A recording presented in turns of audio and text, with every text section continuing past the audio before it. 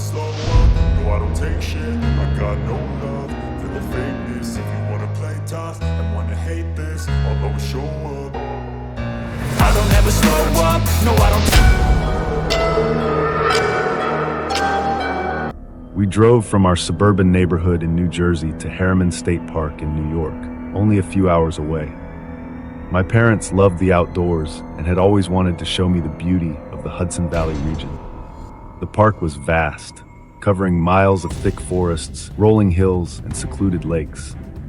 I remember being enchanted by the tall oaks and maples towering overhead, their leaves forming a canopy that let only faint rays of sunlight break through. My friend Thomas was just as excited as I was, maybe even more. We'd been talking about the trip for weeks, planning which trails we'd hike and what kind of spooky stories we could tell each other after dark. On the first day, we set up our tents at one of the designated camping spots near Lake Tiarati. My parents parked our car alongside a few other families' vehicles. The campground was busy with people carrying coolers, rolling up sleeping bags, and chatting around picnic tables. We spent the afternoon swimming in the lake and then returned to our campsite to roast hot dogs and marshmallows. That night, as the stars emerged over the silhouettes of the trees, Thomas and I exchanged ghost stories we'd heard at school, trying to outdo each other with creepy details. We ended up scaring ourselves more than anyone else, but at the time, it was just harmless fun. The next evening, after a family hike along the Pine Meadow Trail, Thomas and I decided to take what we called the walk. We loved venturing deeper into the woods when the night sky was clear, using our flashlights to guide us. We were certain we knew the trails well enough, and we felt a surge of excitement at the prospect of exploring without adults hovering over us. We veered off the main path, joking about the stories we'd told by the fire, never suspecting we might stumble upon something far less supernatural, but infinitely more disturbing. As we walked, the forest around us seemed to stretch into a labyrinth of darkened paths. Crickets chirped, and occasionally we heard the hoot of an owl. At first, we shrugged off the faint crunch of leaves or the snapping of a twig. Wildlife was common here. But then, we heard something else, a low mumbling, barely audible over the rustling leaves. Thomas and I paused, shining our flashlights into the dense undergrowth. We saw nothing but tree trunks and bushes. We laughed nervously, deciding it was probably another camper just a bit farther down the trail. We continued, but the sounds persisted, becoming more distinct, a whispered voice carrying through the still air. My pulse quickened, yet neither of us was ready to admit we were scared. Suddenly, our flashlights caught movement ahead. A woman was on all fours, crawling across the path. She wore dark clothing, and her hair was matted, making it hard to see her face. She was muttering words we couldn't quite understand, like she was disoriented. Our first instinct was to call out, but our voices caught in our throats from shock. Then, as if sensing our presence, she turned her head toward us. We hurried over, asking if she was hurt. She paused, got to her feet unsteadily, and kept mumbling that she was looking for her campsite. The slur in her speech was unmistakable. She could have been intoxicated or maybe suffering from dehydration. We didn't know what to do other than offer to help. Thomas and I each took an arm, guiding her along the main trail until we reached an area with a few tents. Her gear was scattered, her tent partially collapsed, and no one else seemed to be around. She mentioned something about her friends, but it came out jumbled. Worried, we gave her some water and helped her lie down, then hurried back to our campsite. The next day, we spotted her near a picnic table by the lake. She was sitting still, staring at the water, her eyes red-rimmed and distant. When we waved hesitantly, she barely acknowledged us. My parents, noticing our concern, asked if we were okay. We avoided telling them the full story, only mentioning we'd come across a drunk camper. Despite a lingering sense of unease, we hoped that was the end of it. That evening, my dad decided to drive into the nearby town of Sloatsburg to pick up some extra supplies. He asked if Thomas and I wanted to join, but we declined. We were restless and still curious, so we convinced ourselves to go on another walk, just a short one before dark. As we set out, we half expected to hear those strange whispers again, but the forest seemed calmer. We joked that maybe we were both spooked the night before and let our imaginations run wild. But as we ventured a little deeper, we heard muffled sounds. We switched off our flashlights for a moment, trying to identify where the noise was coming from.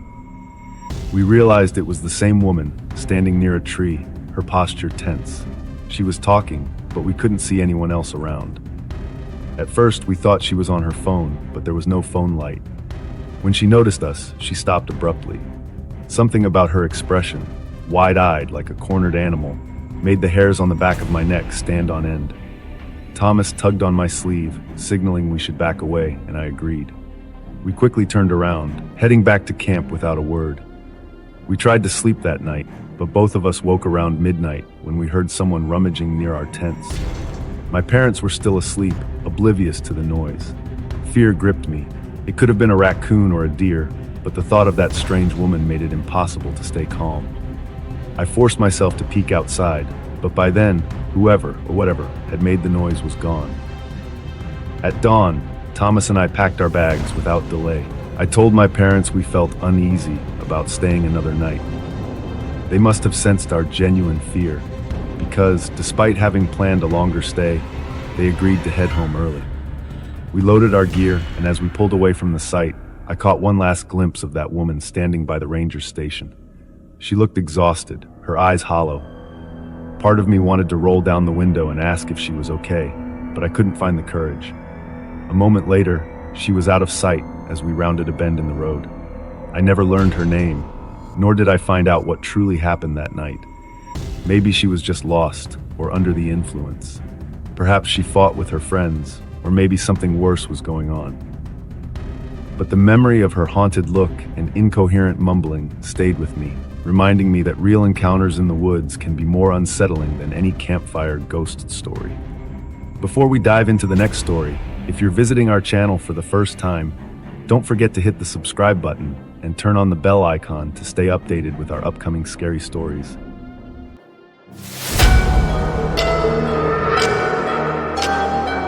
When my wife and I got married last spring, we decided to spend part of our honeymoon camping in Northern California. We lived in the Bay Area at the time, and Redwood National and State Parks were about a 5-hour drive north. Close enough for a road trip, but far enough to feel like a real getaway.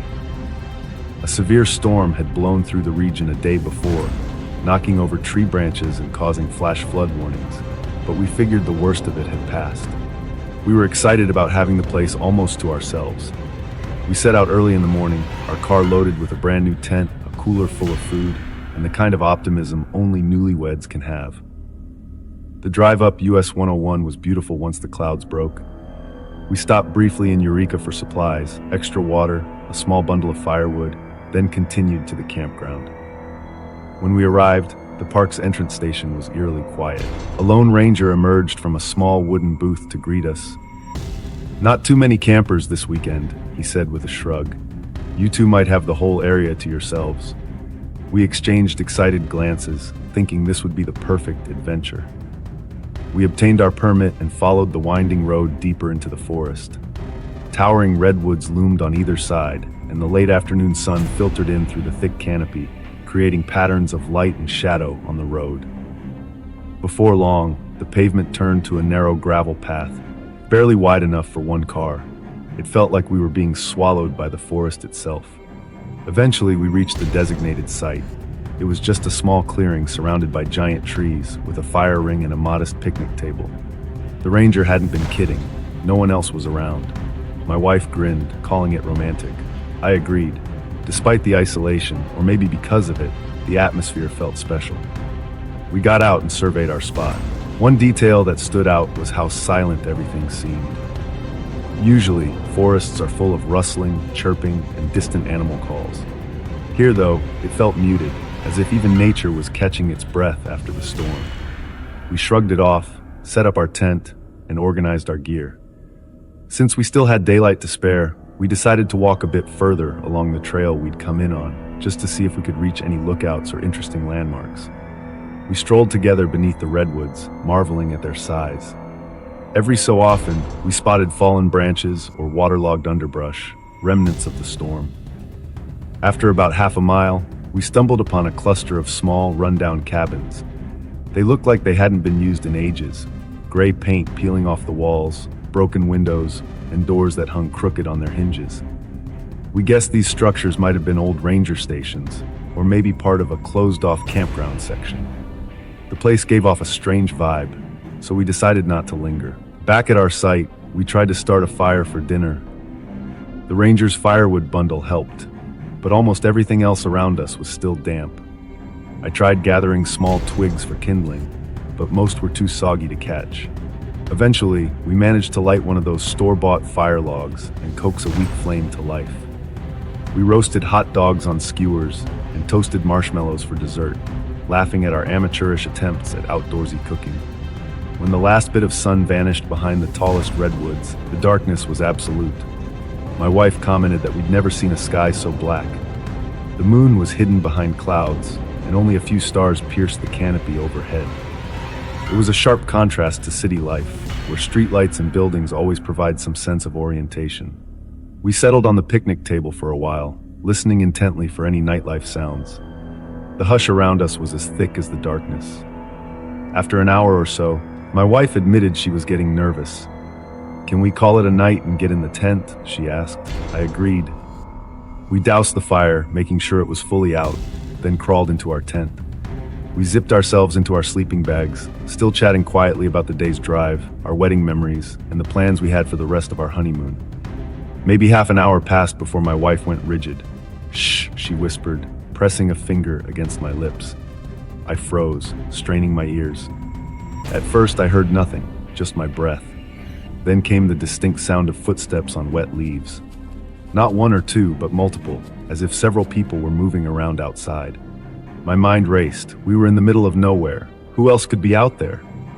My wife gave me a wide-eyed look, silently asking if I could explain it. I mouthed the word animals, but at that moment we heard a low mumbling noise, like voices whispering. It wasn't the sound of wildlife. The footsteps seemed to circle our campsite, crunching leaves and snapping twigs. The murmurs grew clearer, but never rose above a whisper, so we couldn't make out actual words. I felt my heart pounding in my chest. My wife's hand was clammy in mine, and neither of us wanted to move or make a sound. The footsteps drew closer until it seemed they were right by the tent. The fabric shifted slightly as someone brushed against it. We were both holding our breath, terrified to draw attention. Then, just as suddenly, the noise stopped. No more footsteps, no more voices. We waited in tense silence for what felt like hours. Finally, my wife and I exchanged a look that said, "We can't stay here." Summoning courage I wasn't sure I had, I unzipped the tent and peeked outside. Nothing. Everything was still. I gestured for her to follow me quickly to the car. We sprinted across the clearing, and I immediately locked the doors once we were inside. Adrenaline coursed through me as I said, "Stay here. I'll grab the gear." I hopped out, feeling the hairs on my neck stand up. The night was black, and the trees stood like silent sentinels. I grabbed our cooler and tossed it in the back seat. But the moment I turned toward the tent, I heard another twig snap, closer than before. Panic surged. I yanked the tent stakes out of the ground, wrapping everything in a messy bundle, and flung it into the trunk. Back in the driver's seat, I revved the engine and reversed out of the sight. When we reached an unmarked junction, I realized we'd gotten turned around. My wife frantically scanned for any sign that pointed to the park entrance. Finally, I spotted a small arrow sign partially hidden by dense ferns. We took that route, speeding through the winding roads until we reached the main gate. Off to the side, I caught a fleeting glimpse of a single glowing light amidst the trees, like someone's headlamp or flashlight.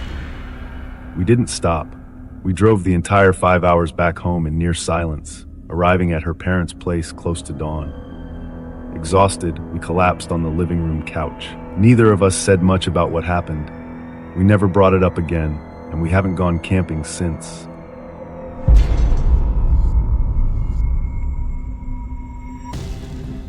My name is Daniel Everett.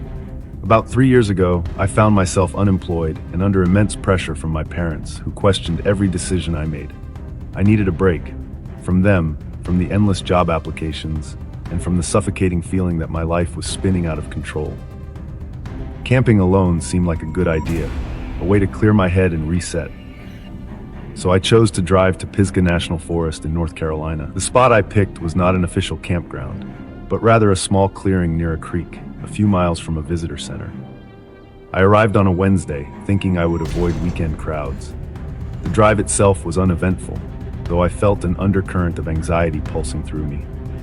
Upon arrival, I parked in a narrow pull-off, hoisted my worn backpack, and trekked about 15 minutes down a modest trail to the site. I spent my first afternoon settling in. I pitched my tent under a tall canopy of hardwoods and sycamores.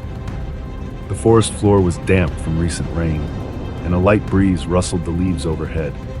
I tried to relax, but felt restless, so I unpacked my folding chair and sat by the creek. The sound of running water usually calms me, but that day, I found my thoughts drifting anxiously to my financial situation and the nagging guilt of leaving home without a definite plan. By dusk, the woods grew darker than I had anticipated. In my determination to be self-sufficient, I had only a small flashlight, but it sufficed to help me gather some firewood. The logs were still somewhat damp, but with persistence and a few fire starters, I managed to get a modest flame going. I roasted a couple of hot dogs, ate quietly, and watched the glow of the fire dance on the surrounding trees. That first night was calm, though I barely slept. Instead, I stayed awake, listening to every nocturnal sound. The wind in the branches and the trickle of the creek were oddly hypnotic. I told myself it was just first night nerves. Eventually, exhaustion overtook me, and I drifted off, only to wake up at dawn in a cold sweat. My mind refused to let go of the sense that I was still being judged or watched. The next day, I explored a nearby trail. Aside from a few distant birds and one fleeting glimpse of a deer, the forest seemed empty. Back at my campsite in the late afternoon, I noticed something unsettling. A shallow footprint near the edge of my clearing, half obscured by leaves. It could have been from a hiker or even my shoe. Yet, comparing the tread, I realized it did not match mine. My heartbeat quickened, but I tried to stay logical. This was a popular region. Maybe someone passed by and I just did not notice. Later, I started up another fire, a bit larger this time. The woods grew cool in the evening, and the crackling flames felt comforting. Night descended more rapidly, and I realized my flashlight was dimming. I reminded myself to change the batteries in the morning. That night, I fell asleep to the same forest sounds as before, only to jolt awake around midnight when I thought I heard leaves crunching. I held my breath, straining my ears. Silence. Perhaps an animal crossed close by. For a few tense minutes, I remained perfectly still, my fingers gripping the edge of my sleeping bag. My mind raced with possibilities, from bears to bobcats to human trespassers. Eventually, I heard nothing else and let out a shaky exhale, falling back into an uneasy sleep. The following morning, I felt a tension in my gut. I thought about heading home, but decided to stick it out for at least one more night. After breakfast, I examined the area around my tent. I found no new footprints, but the dew on some leaves appeared disturbed. My imagination was probably getting the better of me. Around midday, I took a short drive to a local convenience store near the Forest Service road. I refilled my water jug, bought fresh batteries, and asked the cashier if anyone had reported unusual activity. She just shook her head and told me it was typically slow this time of year. Feeling a bit reassured, I drove back, resolved to enjoy the final night of my camping trip. That evening, I made a more substantial dinner of instant noodles and canned beans. The forest was quiet, with only the occasional rustle in the underbrush. After cleaning up, I read by lantern light, determined to remain calm. Hours passed, and I finally crawled into my tent, zipping up the flap securely. Somewhere in the middle of the night, the crunching of leaves returned. This time, it sounded closer and more deliberate. I lay still, heart pounding. My mind spun with thoughts of trespassers or thieves. Summoning courage, I slowly sat up and unzipped my tent a few inches. Darkness pressed against the opening. Then, a beam of light flickered, like a quick, narrow flash from a headlamp. It vanished almost immediately, but I had seen it clearly. Someone was out there, moving around. I debated shouting or making my presence known, but fear held me silent. I listened as the footsteps circled the perimeter of my campsite. They stopped near my car and then seemed to retreat into the woods. I waited, counting the seconds. Minutes passed, stretching into eternity. Eventually, I risked crawling out. My hands trembled as I scanned the clearing with my dim flashlight. No one was visible, but the forest felt charged with tension. Gathering my gear at first light, I wasted no time packing everything into my trunk. Before leaving, I noticed scuff marks on the ground near my car's passenger side. They led into the woods, beyond the boundary of my makeshift camp. With every nerve on edge, I climbed into the driver's seat and sped away, unable to shake the dread that someone had watched me all night. In the rearview mirror, the towering trees seemed to loom with silent judgment. I realized then that, jobless or not, I had more pressing concerns than my family's criticism. At least in my parents' home, the worst threat to my safety was an argument. Out here, on my own, I might have encountered a stranger who preferred not to be found. That thought settled over me like a dark cloud. Only when I reached the highway did I finally exhale, my mind spinning with the question, what would have happened if I had stayed one more night?